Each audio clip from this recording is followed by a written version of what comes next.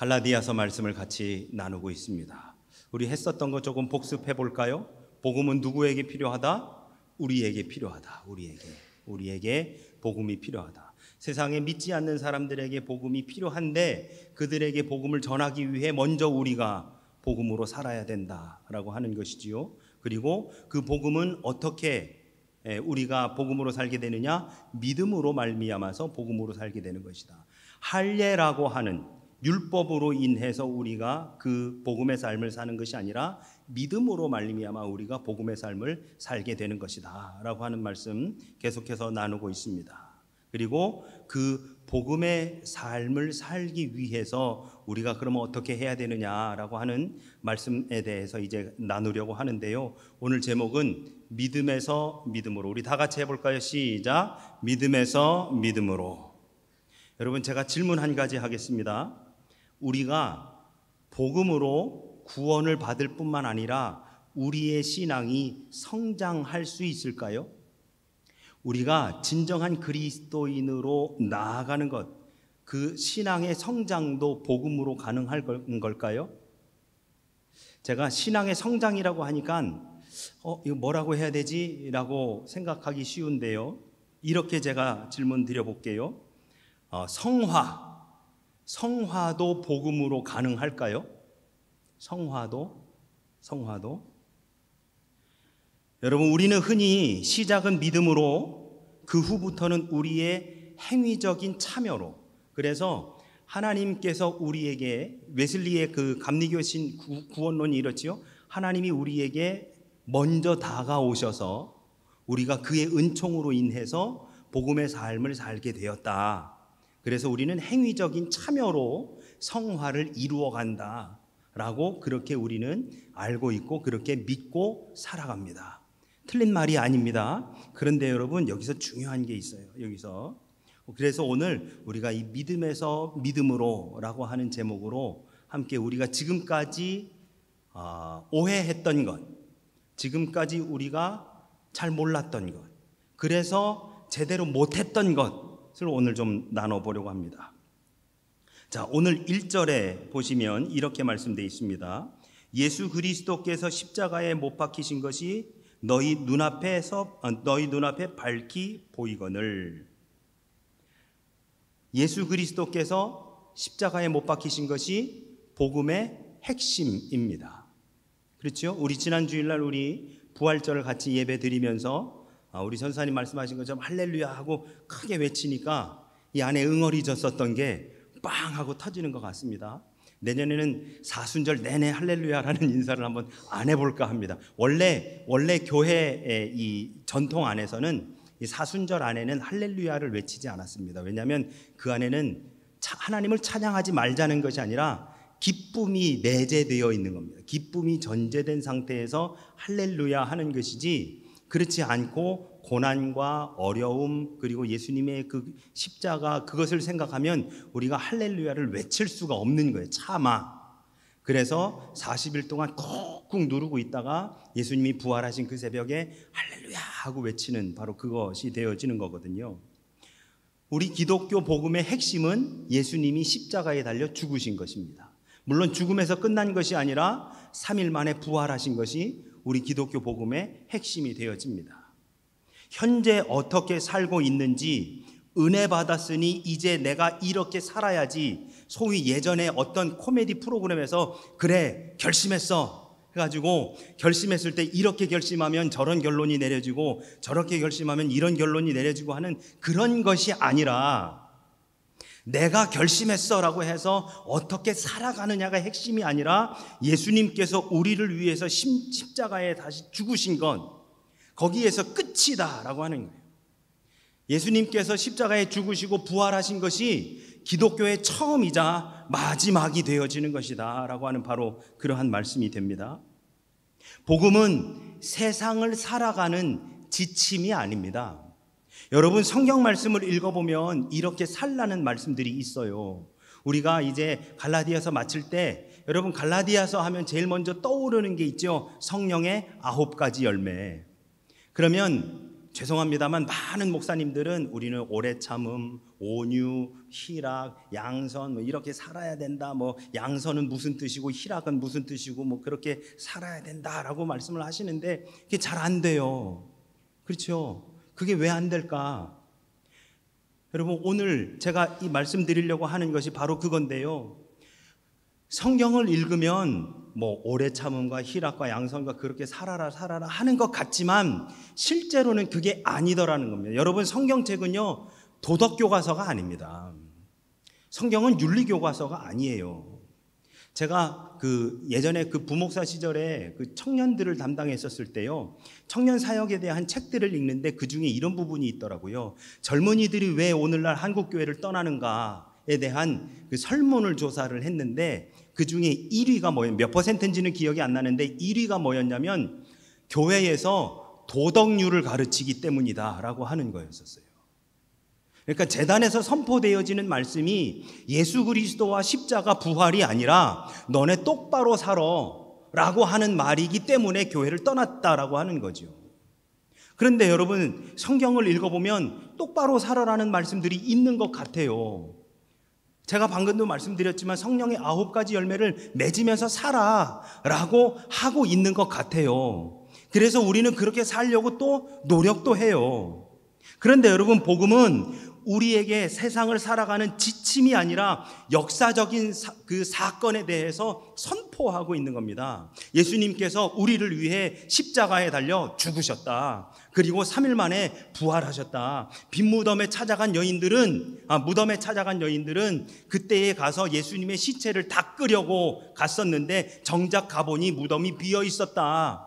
제자들이 와가지고 몰래 그 시신을 훔쳐다가 예수님이 부활하셨다고 소위 그렇게 헛소문을 낸 것이 아니라 실제 그분이 3일 만에 살아나셨다. 이게 복음이라는 겁니다. 우리에게 내려진 지시가 아니라, 우리에게 내려진 이렇게 살아라 라고 하는 지침이 아니라, 복음은 우리를 위해서 어떤 일이 벌어졌는지, 어떤 일들이 일어났는지에 대해서 알려주고 소개하는 것이 복음이다 라고 하는 거죠. 그래서 그리스도인은 예수에 관해 듣고 아는 사람이 그리스도인이 아니라 그 예수 그리스도를 직접 보고 만나고 경험한 사람들이 바로 그리스도인이다 라고 하는 것이지요. 여러분, 왜 예전에 광고에서 뭐 이런 게 있었죠. 저는 화장을 글로 배웠어요. 저는 뭐를 글로 배웠어요. 여러분, 기독교는 글로 배우는 종교가 아닙니다. 예수는 우리 크리스찬들은요, 살아계신 다시 사신 주님을 만나는 종교예요. 그래서 주님을 만나야만 되어지는 것, 바로 그래야만 믿어지고 그래야만 우리가 그것에 대해 아멘으로 고백되어지는 것, 바로 그것이 기독교고 그것이 크리스찬의 삶이다라고 하는 것이지요. 여러분, 단지 그분이 죽으신 것이 아닌 우리를 위해 죽으셨다는 것, 2000년 전에 십자가에 달려서 그분이 죽으셨대가 아니라 그분이 나를 위해 죽으셨다라고 이야기하며 내 가슴 속에 그 찌릿찌릿함이 울려 퍼지는 것, 그것이 바로 은혜고 그리고 바로 우리 기독교의 참신앙이다. 사도 바울이 오늘 2절 말씀에서 갈라디아 지역의 교인들에게 이렇게 묻습니다. 너희가 성령을 받은 것이 율법의 행위로냐 혹은 듣고 믿음으로냐? 둘 중에 하나 선택해라 이거지요. 너희가 성령을 받은 것이, 즉 구원받은 것이 율법의 행위로 인한 것이냐 아니면 듣고 믿음으로냐? 로마서에 믿음은 들음에서 나며 들음은 그리스도의 말씀으로 말미암느니라 하고 로마서 10장 10절에서 그리고 17절에서 말씀하고 있습니다. 자, 이것을 보면서 2장으로 되돌아가 보니까 2장 16절에 이런 말씀이 있습니다. 함께 보시죠. 사람이 의롭게 되는 것은 율법의 행위로 말미암음이 아니요 오직 예수 그리스도를 믿음으로 말미암는 줄 알므로 우리도 그리스도 예수를 믿나니 이는 우리가 율법의 행위로서가 아니고 그리스도를 믿음으로써 의롭다 함을 얻으려 함이라. 율법의 행위로서는 의롭다 함을 얻을 육체가 없느니라 하고 말씀합니다. 정답은 나왔죠? 믿음으로. 율법의 행위로 구원을 얻는 것이 아니라 믿음으로 구원을 얻는 것이고 그 믿음으로 우리가 사는 것이 바로 은혜입니다. 자, 그러면 제가 오늘 말씀을 시작하면서 드렸던 질문을 다시 한번 드려볼게요.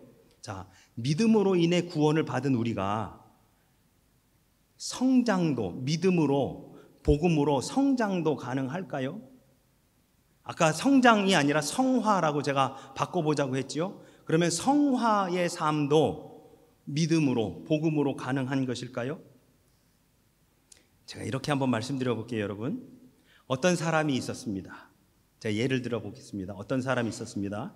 죄송합니다만 이 사람은 교인이기는 한데 담배를 피는 교인이었습니다.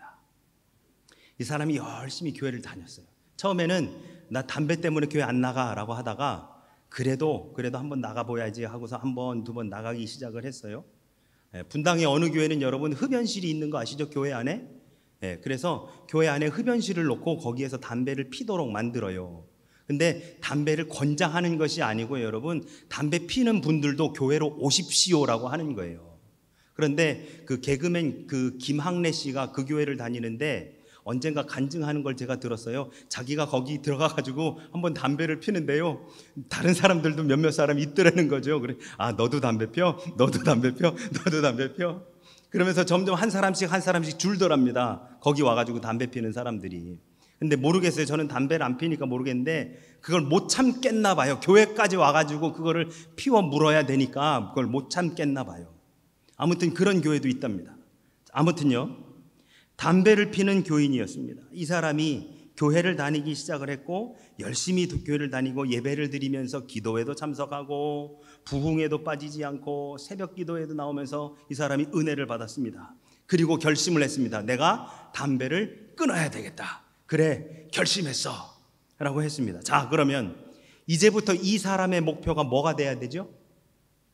이 사람의 목표가 뭐가 돼야 되죠? 이 사람의 목표는 담배를 끊어야지가 목표가 되어야 하지 않습니다. 그게 우리가 잘못 알고 있는 거예요, 여러분. 문제는 바로 거기에 있습니다.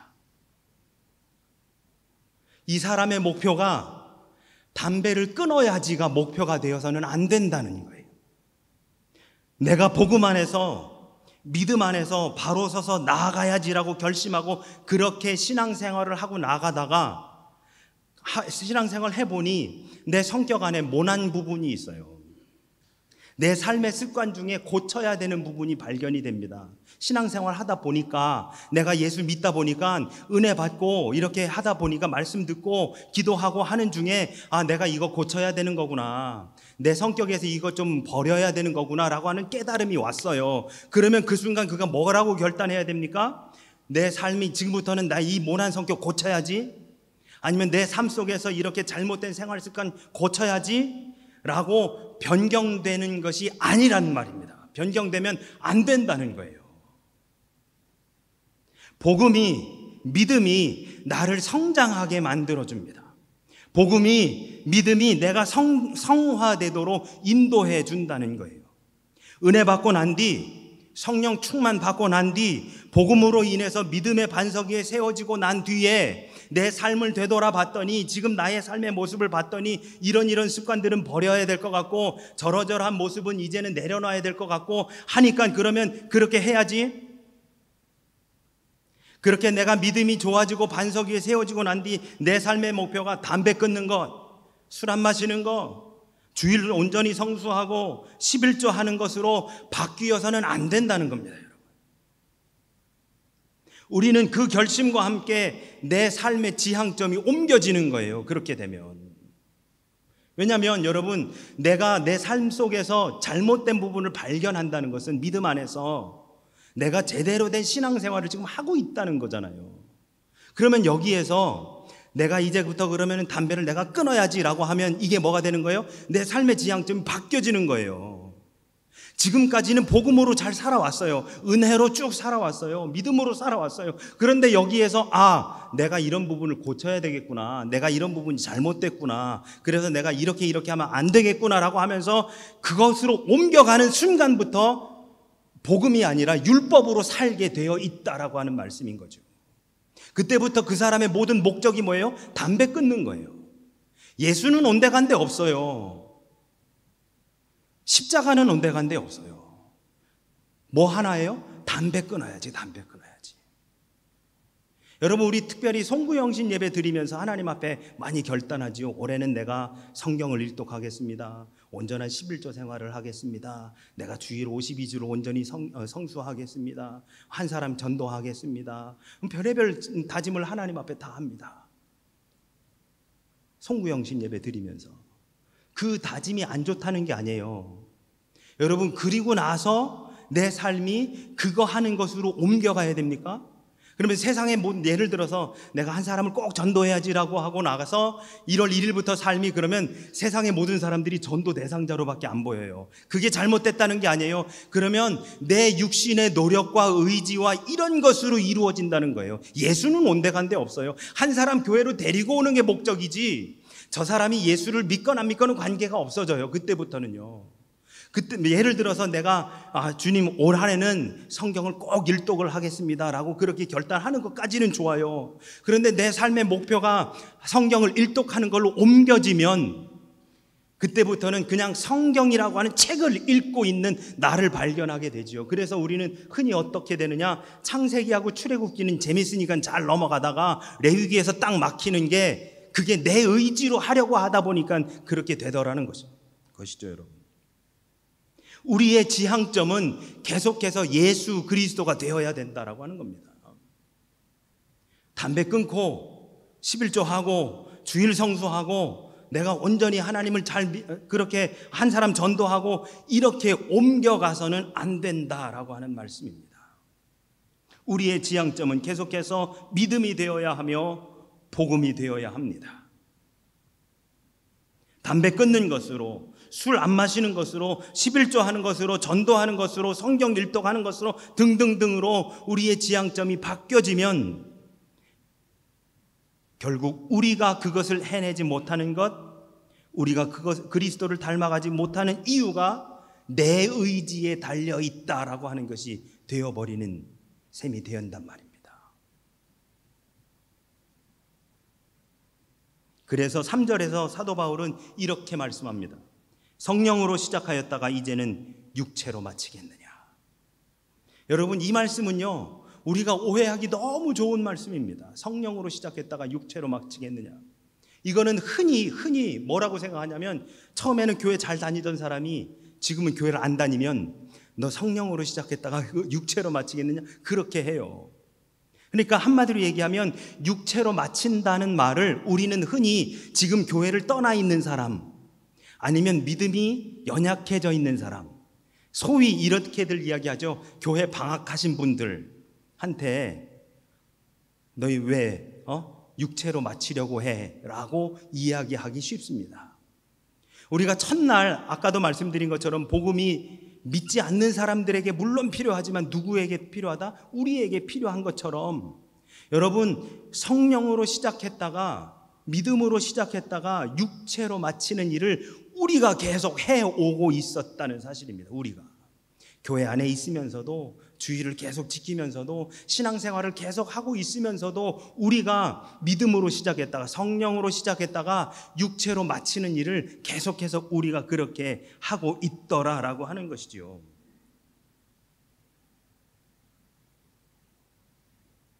여러분, 우리는 우리의 실패를 지금까지 뭐라고 얘기했냐면 더 열심히 더 한번 해보자 라고 하는 소위 나의 결단으로 생각했습니다.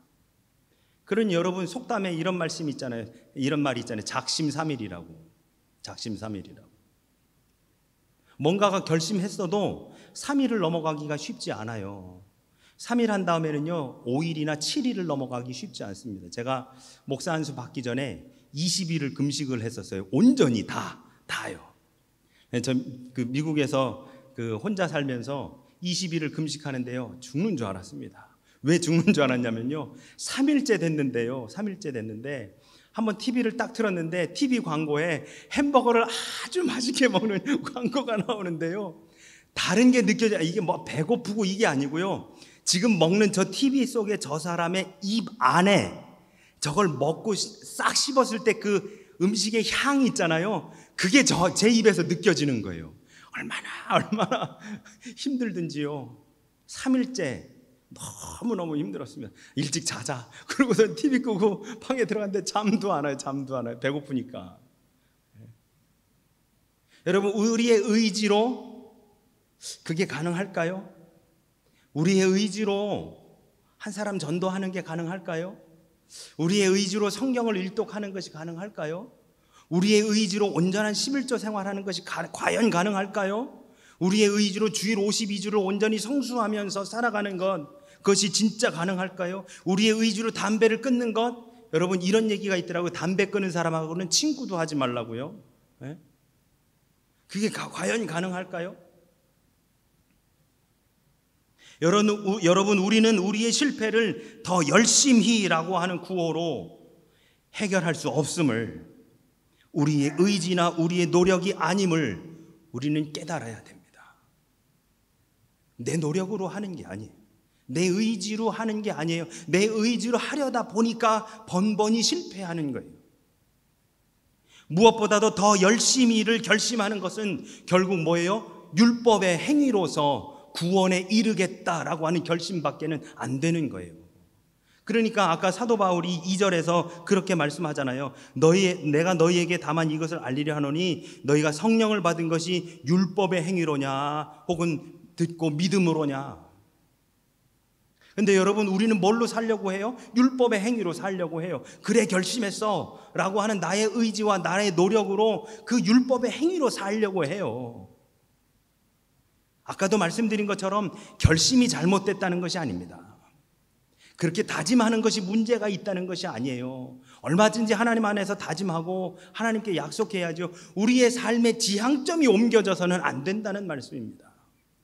내가 담배를 끊기로 했으니까 오늘부터 내 삶의 목표는 담배 끊는 거야가 되어서는 안 된다는 거예요. 내 삶의 목표는 뭐예요? 예수 그리스도예요. 예수 그리스도예요. 내 삶의 목표는 십자가를 향해 나아가는 거예요. 한 걸음 한 걸음 복음의 삶을 살아가는 거예요. 모든 불순종의 근원은 행위로서 의로움을 얻는 이 체계를 의지해서 자신의 삶을 계속해서 통제해 보겠다라고 하는 그런 인간적인 고집에서부터 비롯되는 것이다 라고 하는 말씀입니다. 여러분, 우리는 아무것도 할 수 있는 존재가 아니에요. 그래서 우리에게는 예수님이 필요한 거 아니겠습니까? 우리는 내 능력이나 내 의지로 할 수 있는 것이 아무것도 없어요. 그래서 우리에게는 십자가가 필요한 거예요. 그리스도인의 성화는 끊임없이 회개하고 바로 이 고집을, 내가 행위로서 의로움을 얻는다라고 하는 그 체계를 의지해서 내 삶을 통제해 보겠다는 그 고집을 내려놓는 거에서부터 출발해야 됩니다. 처음 회심했던 바로 그때처럼 그리스도가 하신 구원의 사역을 생생하게 그려보고 우리 자신을 스스로 완성시키려는 그 노력을 나 자신이 포기해야 됩니다. 나는 아무것도 할 수 없는 사람이라고 다 하나님 앞에 내려놓아야 되는 것입니다. 십자가에 못 박히신 그리스도의 복음으로 돌아가서 그 복음의 삶을 살아야 하는 것이지요. 그분이 하신 일의 실체와 그리고 2000년 전에 돌아가신 예수님이 역사 속에서 그냥 그런 일을 하셨대가 아니라 주님을 만나기 위해 지속적인 이 영적인 생활들을 지속해 나아가는 바로 그 삶을 우리는 살아가야 된다라고 하는 말씀이 되어집니다. 여러분, 우리는 흔히 기도할 때 아까 말씀드린 것처럼 하나님 제 안에 이 성격을 좀 고치게 해 주십시오. 내 삶의 습관을 좀 고치게 해 주십시오라고 그렇게 기도하는 경우가 많이 있습니다.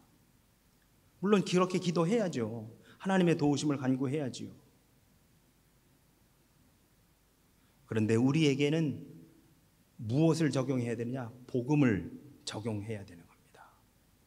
삶의 변화를 적용하는 것이 아니라 우리에게는 복음을 적용해야 되는 겁니다. 내 의지의 문제가 아니라 복음 안에 내 삶을 적용하지 못한 것이 문제가 됩니다. 더 열심히라고 하는 구호가 아니라 내가 더 절제하고 스스로를 다스려야지가 아니라 처음 결단할 때보다 더 복음에 서야 되고 더 은혜를 사모하며 나아가는 삶을 살아가야 된다라고 하는 바로 그러한 말씀이 되지요.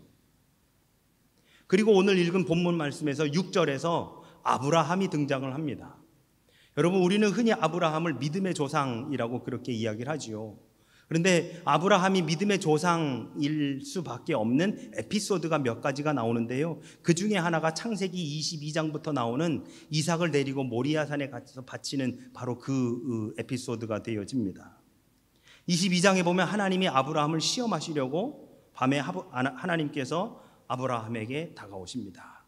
그리고 그에게 하시는 말씀 뭐냐면 내 아들 독자 이삭을 데리고 모리아 지역에 있는 산에 데리고 가서 나에게 번제로 바쳐라 라고 그렇게 명령하시지요. 그래서 아브라함은 많은 목사님들이 그렇게 말씀하시더라고요. 그 밤에 얼마나 아브라함이 힘들었을까, 그 밤에 얼마나 많이 고민했을까. 차라리 하나님 저면 어떻겠습니까? 제 아들 놔두시고 저를 차라리 받으시지요. 별의별 하나님 앞에 소위 거래를 하려고 시도했었겠지요. 그리고 아브라함이 아침에 일어나서 이제 그 아들을 데리고 갑니다.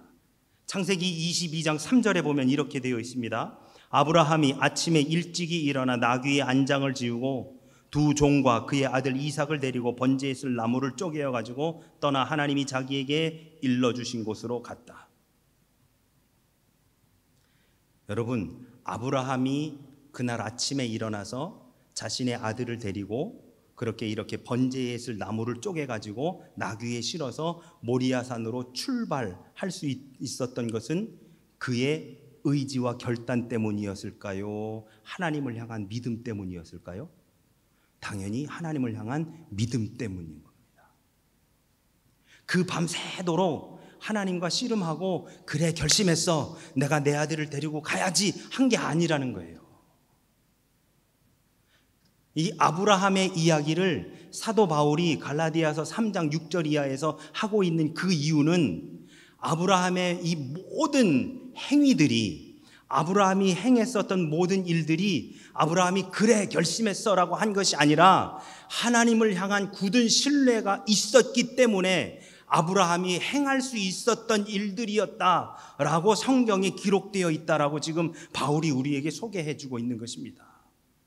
그러니 율법에 의한 행위가 아니라 내가 결심했어라고 하는 자신의 의지와 결단에 의한 행위로서 모리아산에 자신의 아들을 데리고 간 게 아니라 하나님을 향한 온전한 믿음으로 그리고서 나아갔다라고 하는 바로 그러한 말씀이 되어집니다. 그러니 여러분, 할 수 있는 거예요. 하나님을 향한 온전한 믿음이 있으니까 할 수 있는 거예요. 만약에 자신의 결단이었다라고 한다면 할 수 없었을 겁니다. 제가 지난주에도 말씀드렸지만 우리 언젠가 렘브란트의 그림을 가지고 함께 나눌 시간이 있을 텐데요. 렘브란트가 그린 그림, 제가 이 말씀을 하려고 했었더라면 그 그림을 좀 보여드렸으면 좋을 텐데, 모리아산에서 아브라함이 이삭을 바치는 그림을 렘브란트가 그린 게 있습니다. 보면 얼굴을 한 손으로 다 이렇게 다 잡아요. 그리고 손을 이렇게 들고 있는 그 아브라함의 모습이 그려져 있거든요. 그 그림을 보면 아브라함이 얼마나 그 고뇌에 차 있을까, 그가 얼마나 힘들었을까 하는 것이 보여지거든요. 그런데 한편으로는 그렇게 힘든 것은 아브라함이 그 모리아산에 가서 번제단 위에 자신의 아들을 올려놓고 그리 칼로, 도끼로 그를 내리치려고 하는 바로 거기까지 힘들었던 것은 그의 의지 때문이고, 그리고 그가 그렇게 할 수 있었던 것은 믿음 때문이었다라고 하는 겁니다. 그래서 우리는 아브라함 하면 믿음의 조상이라고 하는 거예요. 행함의 조상이 아니고요, 율법의 조상이 아니고요, 믿음의 조상인 거예요. 믿음의 조상. 믿음의 행위로서 그는 아들을 데리고 모리아산으로 같이 올라갔더라라고 하는 것이지요. 그가 하나님이 명령했기 때문에 네, 알겠습니다, 하나님 그렇게 하겠습니다 라고 결심하고 그의 아들을 데리고 3일 길 걸어가가지고 바친 게 아니었다라고 하는 겁니다. 우리 예수님의 예를 한번 들어볼까요? 예수님께서 겟세마네 동산에서 기도하실 때 아버지 이 잔을 내게서 옮기실 만하거든 옮겨달라고 기도했습니다. 그런데 결국에 그분은 십자가를 지시고 골고다 언덕으로 올라가셨어요. 근데 여러분, 골고다 언덕이요, 높은 언덕이 아니에요. 그게 성전 바로 앞에 있는 아주 작은 등성이입니다. 그래서 십자가를 세우면 한 이 정도 될까? 그러니까 눈앞에 다 보이는 거예요. 예루살렘 성전 바로 앞에 있는 거거든요. 다 눈앞에 보이니까 6시간 동안 매달려 있으면 그 앞에 왔다 갔다 지나다니는 사람들이 다 아는 사람이거든요. 아는 사람이 매달려 있으니까 얼마나 수치스럽습니까? 그러니까 십자가에 달려서 피를 흘리고 물을 다 흘리는 것도 고통스럽지만 그렇게 매달려 있는 동안 찌는 듯한 그 뙤약볕과 온 벌레들과 새들이 쪼아대는 것들과 또 지나다니는 사람들이 저거 저럴 줄 알았다고 비아냥대고 놀리고 그리고 욕하고 침뱉고 돌아다니는 이 모든 수모를 다 겪는 거거든요. 예수님이 결국에는 그 수모를 당하실 수 있었던 건 뭘까요? 율법의 행위가 아니라 하나님을 향한 믿음으로 가능한 거였었죠. 이 잔을 내게서 옮길 수 있다면 옮겨달라고 한 것은 당신의 의지와 능력으로 가능한 것이었다면, 그렇게 한 것이었다고 한다면 결국 그 골고다 언덕에 올라서 십자가를 질 수 있었던 것은 믿음의 행위였었다라고 하는 바로 그러한 말씀입니다. 여러분, 오늘 우리에게 다가온 크고 작은 환경과 역경은 내가 더 노력해서 극복할 수 있는 것이 아닙니다. 내가 더 열심히 해서 이겨낼 수 있는 것이 아닙니다. 지금까지의 우리의 삶을 인도하신 하나님, 이제까지 우리를 인도하신 바로 그 하나님, 그리고 앞으로도 인도하실 바로 그 하나님을 향한 온전한 믿음으로 인해서 가능한 것이다 라고 하는 말씀이지요. 바로 믿음이 우리를 이기게 해 주시는 것입니다. 그래서 찬송가 357장에 이렇게 찬양합니다. 믿음이 이기네, 믿음이 이기네, 주 예수를 믿음이 온 세상이 이기네. 여러분, 율법이 이기는 게 아니고요, 행함이 이기는 게 아니에요. 행함이 있는 삶을 살아가는데 그 행함이 있는 삶을 살아갈 때에 우리의 지향점이 옮겨져서는 안 된다는 겁니다. 성령으로 시작했으면 성령으로 끝까지 가야 되고요, 믿음으로 시작했으면 믿음으로 끝까지 가야 되는 것이고요.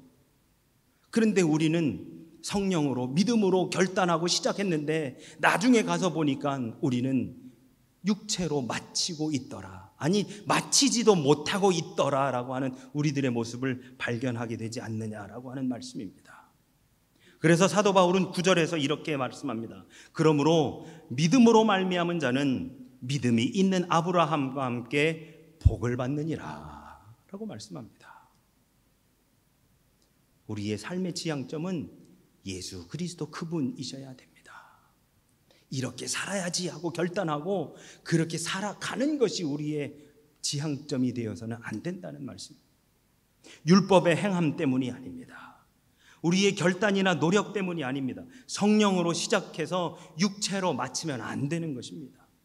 성령으로 시작해서 성령으로 나아가야 합니다. 믿음으로 시작해서 믿음으로 나아가야 되는 것입니다.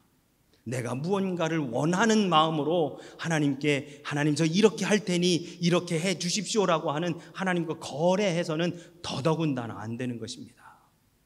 이 믿음의 관계성 속에서 주님을 따라서 나아가는 것, 그 믿음에서 믿음으로 나아가는 것, 바로 사도 바울이 오늘 갈라디아서 3장에서 우리에게 주고자 하시는 말씀입니다. 사랑하는 여러분, 우리의 지향점을 온전히 주님께만, 우리의 포커스를 온전히 주님께만 향하시는 우리 모두가 되시기를 원합니다.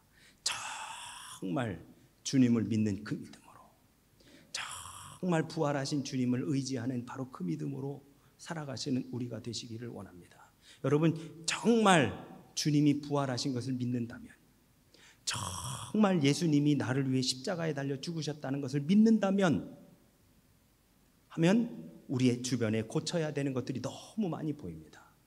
그렇다고 해서 이거 고쳐야지 저거 고쳐야지가 우리의 지향점이 아니라 그 십자가에 달리신 주님, 우리를 위해 십자가를 지신 바로 그 주님, 그리고 부활하신 바로 그 주님, 그냥 그 주님만을 바라보며 묵묵히 나아가면 어느 순간 고쳐져 있고, 어느 순간 좋은 모습으로 변해 있고, 어느 순간 돌아보면 내가 이미 그렇게 했네, 내가 이미 그렇게 고쳐졌네, 나의 모난 성격이, 나의 변화되어져야 되는 생활 습관이 이렇게 되어 있네 라고 하는 것을 우리는 고백할 수 있게 되어질 것입니다. 우리의 의지가 아니라, 우리의 노력이 아니라, 우리의 결단이 아니라 오늘의 우리가 있게 하신 예수 그리스도만을 바라보면서 나아가시는 우리 모두가 되어주시기를 주님의 이름으로 축원합니다. 아멘, 아멘.